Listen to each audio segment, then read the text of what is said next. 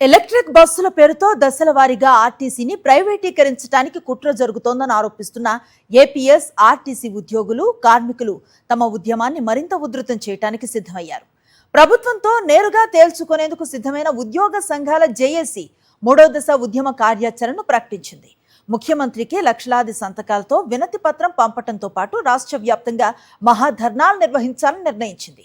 RTC JAC ఆందోళనపై సాక్షి TV ప్రత్యేక కథనం. దేశంలోనే అతిపెద్ద ప్రజా రవాణా సంస్థలో ఒకటైన ఏపీఎస్ఆర్టీసీ అనేక అవార్డులు, గుర్తింపులు సాధిస్తూ కోట్లాది ప్రయాణికులకు సేవలందిస్తోంది. అయితే ప్రస్తుతం ఎలక్ట్రిక్ బస్సులను ప్రవేశపెట్టే నెపంతో ఆర్టీసీని ప్రైవేటీకరణ దిశగా తీసుకువెళ్తున్నారనే ఆందోళన ఉద్యోగుల్లో పెరుగుతోంది.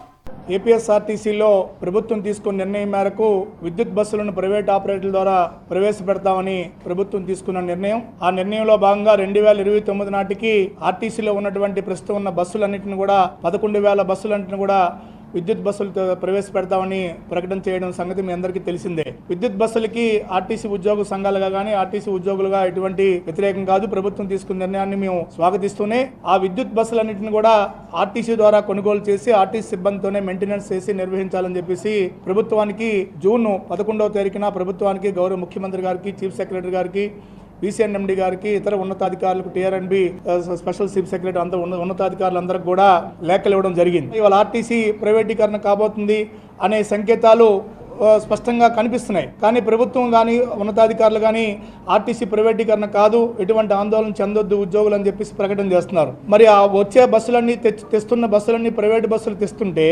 ఆర్టీసీ ప్రైవేటీకరణ కాదని ఎలా చెప్తారో ఒకసారి క్లారిఫికేషన్ చేయాల్సిన అవసరం ఉంది.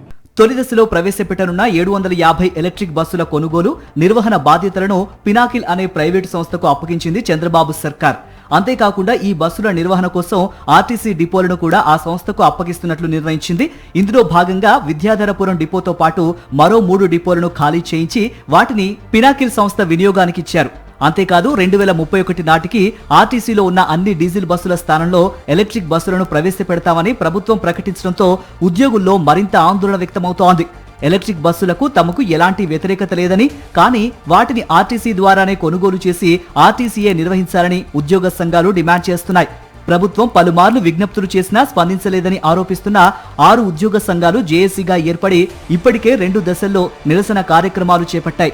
అయినప్పటికీ ప్రభుత్వం నుంచి స్పష్టమైన హామీ రాకపోవడంతో ఇప్పుడు మూడో దశ ఉద్యమ కార్యాచరణను ప్రకటించాయి. దీనిలో భాగంగా రాష్ట్ర వ్యాప్తంగా సంతకాల సేకరణ, ముఖ్యమంత్రికి వినతి పత్రాల పంపిణీ, మహాధర్నాలు, అవగాహన కార్యక్రమాలు చేపట్టనున్నట్లు జేఏసీ వెల్లడించింది. ఆర్టీసీని ప్రైవేటీకరణ నుంచి కాపాడటమే తమ లక్ష్యమని స్పష్టం చేసింది. ప్రభుత్వం ఇప్పటికైనా తమ డిమాండ్లపై సానుకూలంగా స్పందించాలని, లేకపోతే 4వ దశ ఉద్యమానికి సిద్ధమవుతామని ఆర్టీసీ జేఏసీ హెచ్చరించింది. భవిష్యత్తులో పరిస్థితులు ఉద్రిక్తంగా మారితే అందుకు ప్రభుత్వమే బాధ్యత వహించాల్సి ఉంటుందని స్పష్టం చేసింది. మరిన్ని అప్డేట్స్ కోసం ఛానల్ ను సబ్స్క్రైబ్ చేయండి. నోటిఫికేషన్స్ కోసం బెల్ ఐకాన్ పై క్లిక్ చేయండి.